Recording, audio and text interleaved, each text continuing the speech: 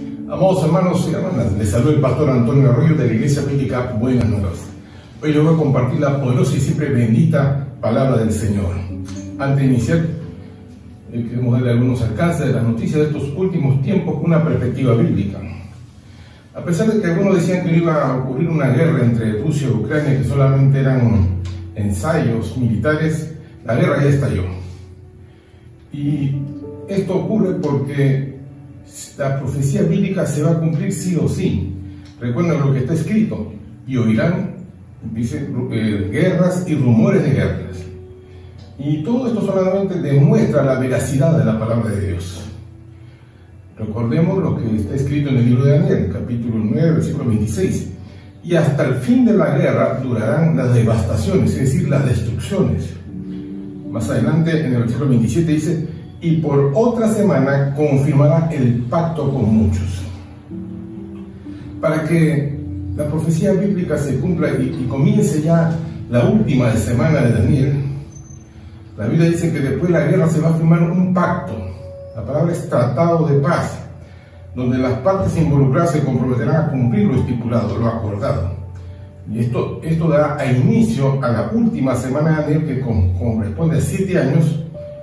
Y hermanos, estaremos siguiendo todas las señales que destacan en los libros proféticos. Otra de las señales que estamos viendo son las falsas enseñanzas, las falsas doctrinas. Recordemos lo que está escrito en el libro de 1 Timoteo 4:1, segunda versión viviente. Ahora bien, el Espíritu Santo nos dice claramente que en los últimos tiempos algunos se apartarán de la fe verdadera. Eso quiere decir que también estará operando una fe falsa. ¿Por qué? Porque seguirán espíritus engañosos y enseñanzas que provienen de demonios. Escuche bien: espíritus engañosos y enseñanzas que provienen de demonios. Hermanos, aquel que no conoce la palabra de Dios puede ser fácilmente engañado. Por eso es necesario discernir. Así como cuando uno va a un restaurante y pide un plato, el que conoce sabe lo que le están dando, lo que le están sirviendo, pero aquel que no puede comer cualquier cosa. Igual hay que cuidar lo que recibimos de la palabra del Señor. En 2 Pedro capítulo 2 del 1 al 3, según la traducción actual, dice: en el pueblo de Israel hubo también algunos que decían ser enviados por Dios, pero no lo eran. Así también entre ustedes, ahora está hablando de la iglesia actual, habrá quienes se crean maestros enviados por Dios sin serlo. Ellos le darán enseñanzas falsas y peligrosas, sin que ustedes se den cuenta, y hasta dirán que Jesucristo no es capaz de salvar. Por eso, cuando ellos menos lo esperen, serán destruidos por completo. Mucha gente vivirá como estos falsos maestros, haciendo todo lo malo que se le antoje, y por culpa de ellos la gente hablará mal de los cristianos y de su modo de vivir. Dice que el estilo de vida de estos falsos maestros, falsos pastores, hermanos, falsos ministros de Dios, tendrá un estilo que no corresponde a lo enseñado por las Santas Escrituras. Ahora miren, una de las señales es que estos falsos maestros desearán tener más y más dinero, y lo ganarán enseñando mentiras, es decir, no tal como está escrito en la Biblia. Pero Dios ya decidió castigarlos desde hace mucho tiempo, y no se salvarán de ese castigo. Hermanos, qué importante es esto, porque hace tiempo atrás, en un aparentemente canal cristiano, un pseudo canal cristiano, un día me puse a ver y ve como uno de estos llamados pseudoapóstoles decía que María le había pedido a Jesús que convirtiera el agua en vino porque ella tenía una licorería, y si se acaba el vino iba a ser mal para su negocio. Un apóstol que tenía una mega iglesia. Hermanos, yo me quedé atónito cómo podía difundirse esa falsa enseñanza. De hecho, María se casó con un carpintero y nunca mencionó que tenía una licorería. Bendito sea Dios, hermanos. ¿Cómo puede un falso? Y esto iba dirigido a miles, millones de cristianos. Un falso cristiano engaña mucho y daña mucho a la iglesia. Y estuve meditando en esto y decía, hermanos, ¿se acuerda cuando Jesús enfrentó al diablo y el diablo dijo: te daré todo todos los reinos de la tierra, toda la fama y todo lo que quieras si te postras ante mí. Hoy día vemos en la política cómo para poder ingresar al Estado tienes que ser amigo, tener un prontuariado, ser un corrupto, ser inescrupuloso para ingresar. Y las personas capaces, competentes, honestas, no pueden ingresar a trabajar. Y me hice esta pregunta: el diablo, ¿a quién bendice el diablo? El diablo, ¿a quién le daría todo en bandeja? Entonces, pensemos bien, hermanos. Sí, el diablo no va a ayudar a un pastor que predica la verdad. De hecho, lo va a querer destruir. Pero aquel pastor y aquellos ministros que prediquen mentira, que engañen al pueblo, que los lleven al infierno, se va a llenar esa iglesia. Va a tener mucho dinero. ¿Por qué? Porque, hermanos, está yendo contra la verdad. Sí.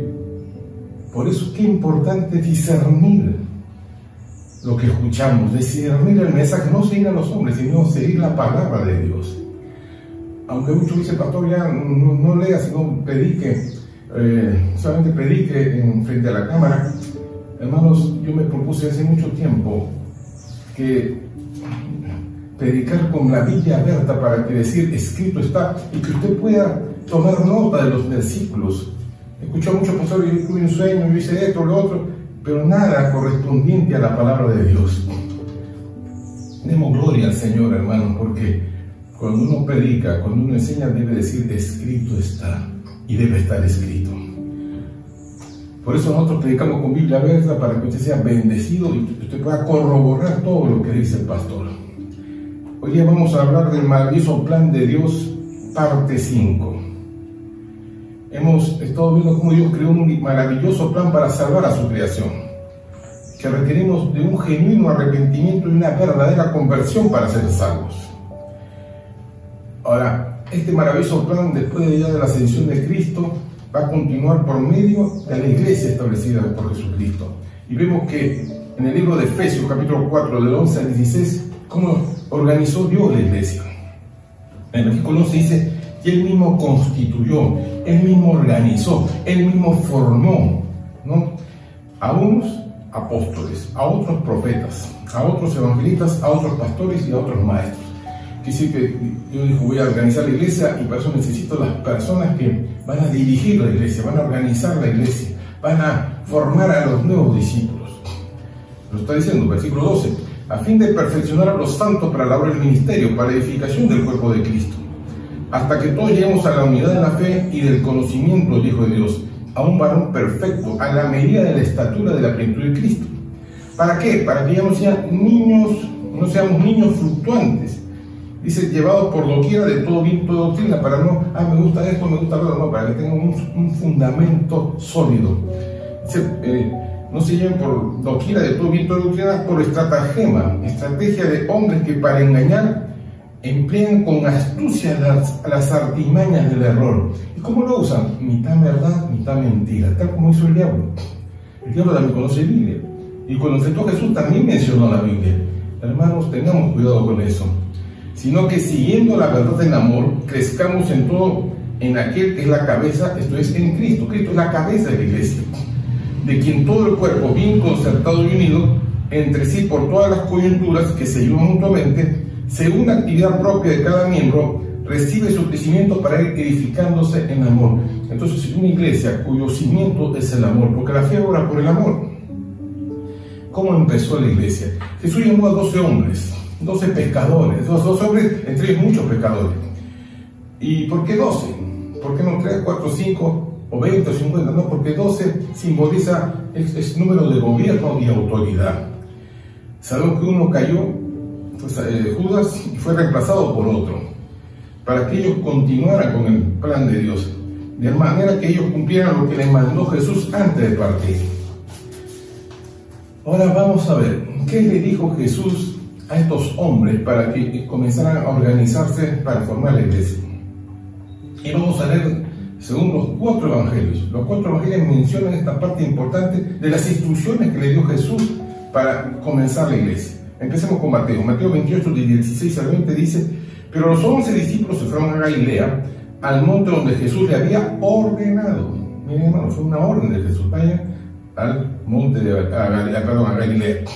Y cuando le vieron le adoraron, pero algunos dudaban, todavía había algunos que dudaban si era realmente el Jesús resucitado.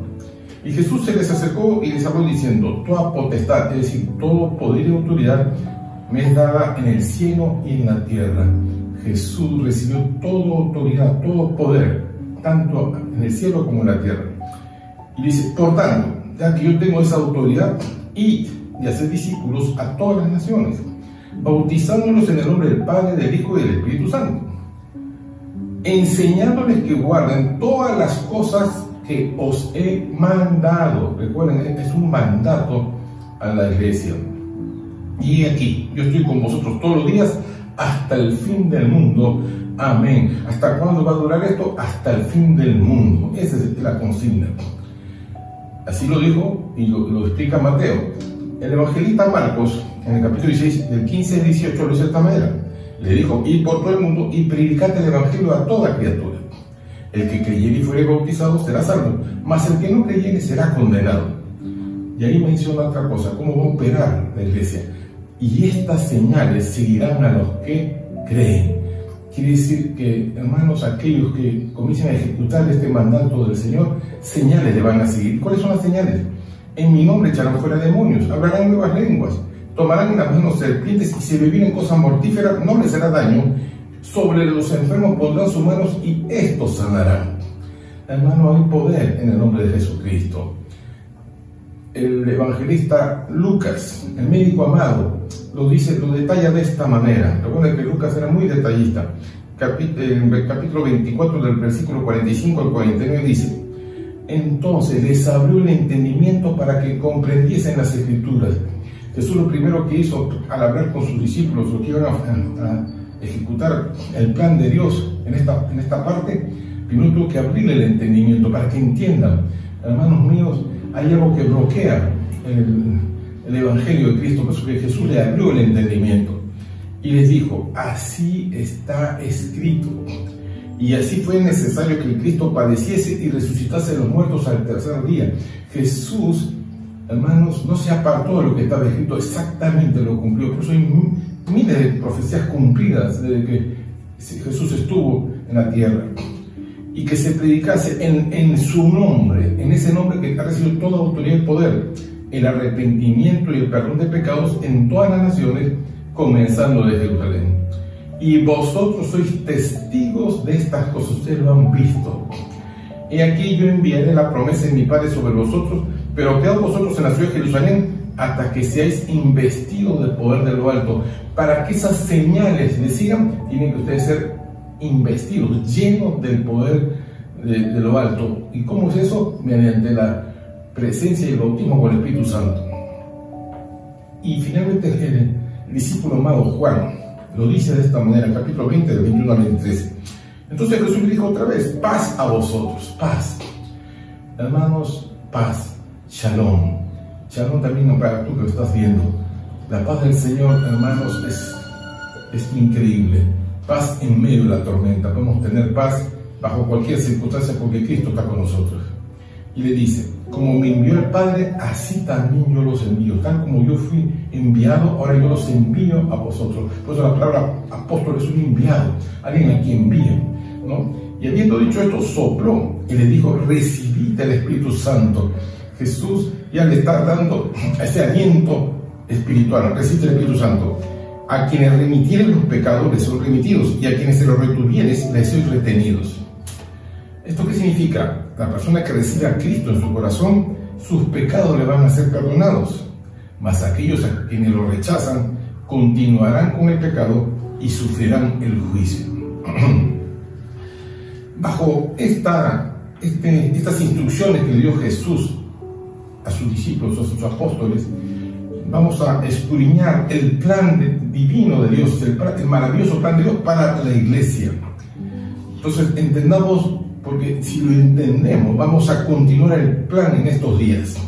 Lo primero, Dios escogió, según su designio, según su voluntad, a hombres y mujeres para formar el pueblo de Dios. En el Evangelio de Juan, capítulo 15, 16, dice: no me elegisteis vosotros a mí, sino que yo os elegí a vosotros, y os he puesto para que vayáis y llevéis fruto, y vuestro fruto permanezca, para que todo lo que pides al Padre en mi nombre, Él os lo dé. Hermanos, no es que nosotros escogemos al Señor, Dios nos escogió, Dios nos llamó, y depende de nosotros si aceptamos el llamado de Dios, si aceptamos su voluntad. Y ahora, si usted está pensando que Dios lo escogió porque es una persona muy santa, muy espiritual, muy consagrada, muy especial, yo creo que entienda lo que dicen las Santas Escrituras. ¿Cómo escogió el Señor a su pueblo? En 1 Corintios capítulo 1, del 26 al 29, según la versión castellano antiguo, dice lo siguiente: daos cuenta, hermanos, de que entre vosotros no hay muchos sabios, ni poderosos, ni aristócratas. No, muy al contrario, Dios ha escogido a lo que el mundo tiene por locos, para avergonzar a los sabios, y ha escogido a lo que el mundo tiene por débiles, para avergonzar a los poderosos, y ha escogido a los que en el mundo están peor considerados, a los despreciados, a los que nada significan, para que superen en importancia a los que el mundo considera grandes, de tal manera que nadie puede jactarse de sí mismo en la presencia del Señor. Lo más vil y lo más menospreciado escogió Dios. ¿Para qué? Para que no nos gane la soberbia, el orgullo de decir, mira, Dios me escogió a mí porque soy mejor que muchos. No, hermano. No es por eso que cuando Jesús comenzó su llamado, empezó con pescadores que no tenían estudios, por ahí empezó. Y el que podemos considerar más, intelectual y más, fue Pablo. Pero Pablo, que tuvo que sufrir para aprender cómo tiene que uno padecer para alcanzar la salvación. La segunda cosa que entendemos en esta instrucción que Jesús le dio a los discípulos para, hermanos, empezar el plan de Dios, fue decirles que hay poder en el nombre de Jesús. En Hechos 4, del 11 al 12, dice: este Jesús es la piedra reprobada por vosotros los edificadores, la cual ha venido a ser cabeza del ángulo. Y en ningún otro hay salvación. Escuchen bien, en ningún otro hay salvación, porque no hay otro nombre, dice, bajo el cielo, dado a los hombres en que podamos ser salvos. No hay otro nombre. Por eso que, hermanos, el nombre de Jesús tiene poder. Y en el nombre de Jesús hacemos las cosas. Todo lo tenemos que hacer en el nombre de Jesús, porque toda autoridad le ha sido dada a Él. Y cuando decimos en el nombre de Jesús, es como que estamos sellando, estamos confirmando de quiénes somos. La tercera cosa es importante, dijo it, y esa palabra it es salir, es moverse, es andar, es recorrer, es pasar al otro lado, es obrar.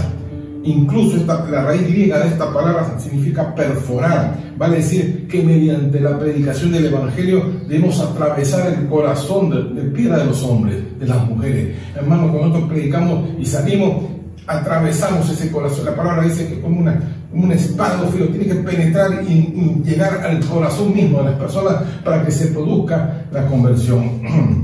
La cuarta cosa, ir y predicar, dice hacer discípulos, ir y hacer discípulos a toda la nación.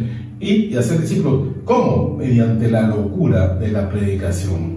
En 1 Corintios capítulo 1 del 18 al 21 dice: porque la palabra de la cruz es locura para los que se pierden, pero los que se salvan, estos a nosotros, es poder de Dios. Para algunos esa palabra es locura, pero hermanos, la Biblia dice que es poder de Dios. Pues está escrito: destruiré la sabiduría de los sabios y desecharé el entendimiento de los entendidos. ¿Dónde está el sabio? ¿Dónde está el escriba? ¿Dónde está el disputador de este siglo? ¿No ha enloquecido Dios la sabiduría de este mundo? Pues ya que en la sabiduría de Dios el mundo no conoció a Dios mediante la sabiduría, agradó a Dios salvar a los creyentes, ¿cómo? Por la locura de la predicación. Alabado sea el nombre de Jesús. Hermanos, somos los locos, aleluya, que predicamos la buena nueva de salvación. Pero esa predicación tiene el poder de cambiar la vida de muchas personas, de cambiar familias, de arrancar de las tinieblas, de arrancar de la maldición a personas que están hundidas en el abismo. ¿Cómo no vamos a predicar? Bendita sea la palabra de Dios. Ay de mí si no predicara este bendito evangelio. La quinta cosa es que debemos bautizarlos en agua para arrepentimiento de pecados. Ahí comienza, una vez que la persona se ha arrepentido y ha confesado a Jesucristo como su Señor y Salvador, lo bautizamos en agua para que confirme que se ha arrepentido delante de todos, ¿no? Y ahí muere al pecado, se resucita entre los muertos y se levanta en nueva criatura. La sexta cosa es que, hermanos, una vez, y muchas personas piensan que ahí termina todo, no, ahora hay que formarlos, hay que enseñarles, dice, enseñándoles la palabra de Dios, tal como está escrita, enseñarles. Por eso hoy en día muchas estas ideologías están diseñadas para los niños. Ellos saben que si de niños le enseñan mal, ellos van a crecer con ese fundamento errado, satánico, diabólico. Y Dios dice, cuando una persona es una nueva criatura, es como un bebé espiritual, y se necesita que ellos sean bien enseñados en los fundamentos de Dios. La Biblia dice en 1 Timoteo 4:6, si esto enseñas a los hermanos, serás un buen ministro de Jesucristo, nutrido con las palabras de fe y de la buena doctrina que has seguido. Hermanos, si enseñamos mal, todos los alumnos, todos los discípulos estarán mal enseñados, tendrán mal fundamento. Pero si enseñamos, ¿y qué debemos enseñar? Hoy en día dicen, no, Dios me ha dicho que enseña esto aparte, otros dicen, no, esta parte. No, hermano, hay que predicar todo el consejo de Dios.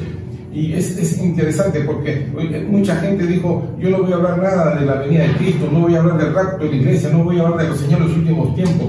Pero eso está escrito en la Biblia y hay un montón de profecías sobre eso y estamos viviéndolo. Por eso usted va a entender cómo discernir a un buen pastor, un buen ministro, cuando, hermanos, habla todo el consejo de Dios. En 2 Timoteo 2:2 dice, lo que has oído de mí ante muchos testigos, esto encarga a quienes, a hombres fieles. ¿A qué se refiere a hombres fieles? Fieles en el cumplimiento de sus obligaciones y que no defraudan la confianza depositada en él. Que sean idóneos. ¿Qué significa idóneo? Que sean competentes, aptos, calificados, entendidos para enseñar también a otros. No, hermanos, Dios nos escogió lo peor. Sí, ciertamente dijo lo más bien, pero los preparó, los equipó. Y por eso que un hombre de Dios, una mujer de Dios se come la Escritura.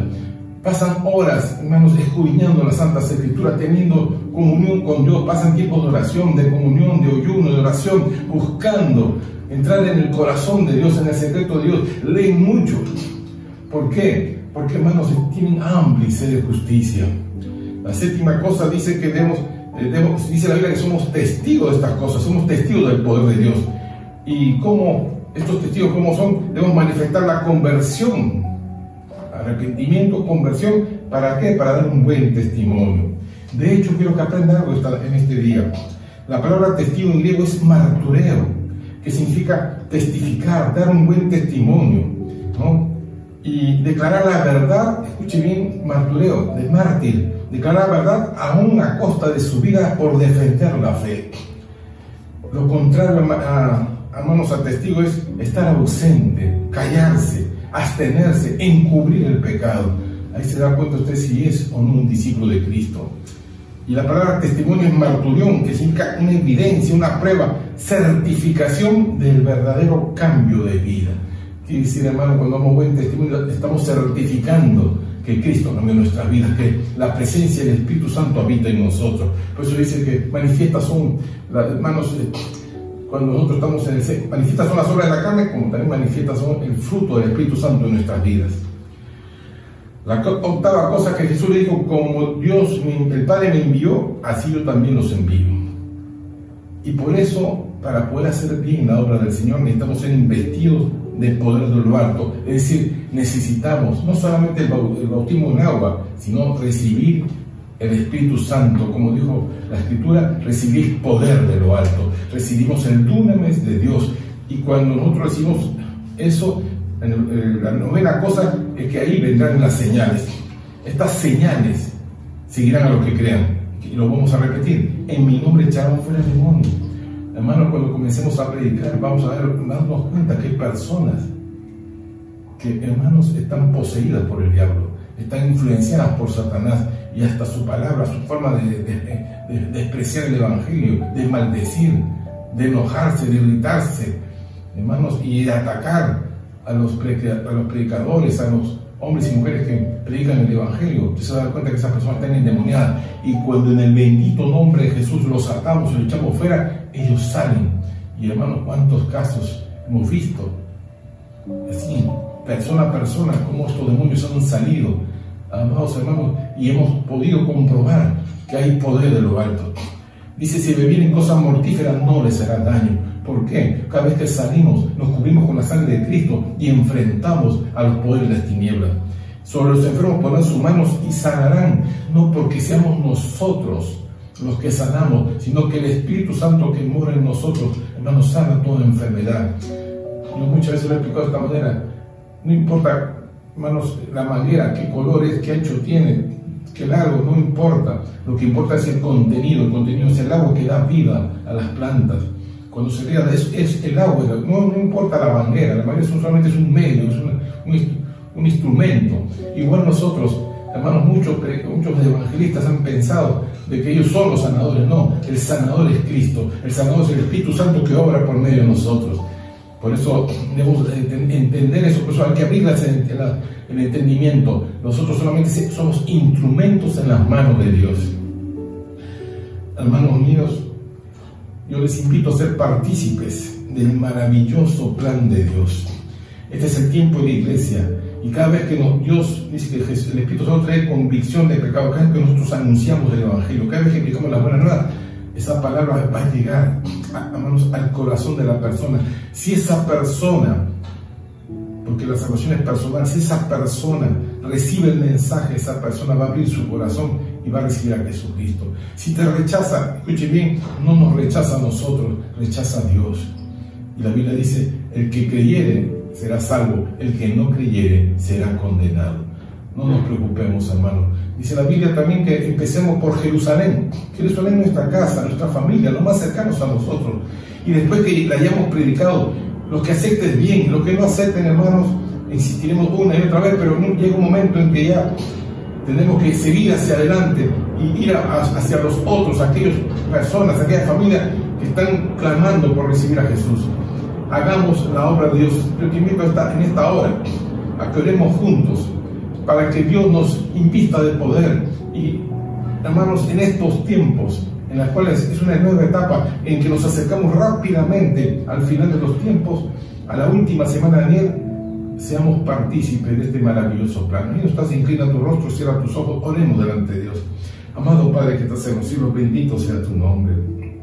Oí tu voz y no fui rebelde a tu llamado. Hoy me humillo ante ti, Señor. Yo no sé qué vistes en mí, pero tú eres el que eliges, no yo, Señor. Yo me acerco a ti porque soy pecador y te pido perdón por todos mis pecados. Rompe toda atadura sobre mí, rompe toda maldición. Hoy te declaro a Jesucristo como mi Señor y Salvador. Sé que Él vino a este mundo, murió en la cruz, derramó su sangre y borró mis pecados. Hoy soy una nueva criatura y quiero ser parte del plan bendito de Dios. Y confieso que mi nombre está escrito en el libro de la vida según tu misericordia. Y Padre, te pido que yo en mi casa sirvamos al Señor y lo serviremos en el nombre de Jesús. Amén y amén. Bendito sea Dios. Quiero terminar con este pasaje de la Biblia que está en 1 Timoteo capítulo 5 del 17 al 18 según la versión viviente. Escuchen bien, presten atención. 1 Timoteo 5 del 17 al 18 según la versión viviente. Los ancianos que cumplen bien su función deberían ser respetados y bien remunerados. En particular los que trabajan con esmero, tanto en la predicación como en la enseñanza. Pues la Escritura dice, no le pongas bozal al buey para impedirle que coma mientras trilla el grano. Y dice también, todo el que trabaja merece recibir su salario. Hermanos, yo le abro el entendimiento para que comprenda todo lo que hemos hablado en este momento. Una vez más, y agradezco a todos los que dan like, que están comentando los mensajes, que los compartan con aquellos que no conocen a Jesucristo. Y como dice la Escritura, si tú estás recibiendo esta palabra y está siendo de bendición, apoye nuestro ministerio. Dios los bendiga. Nos vemos próximamente.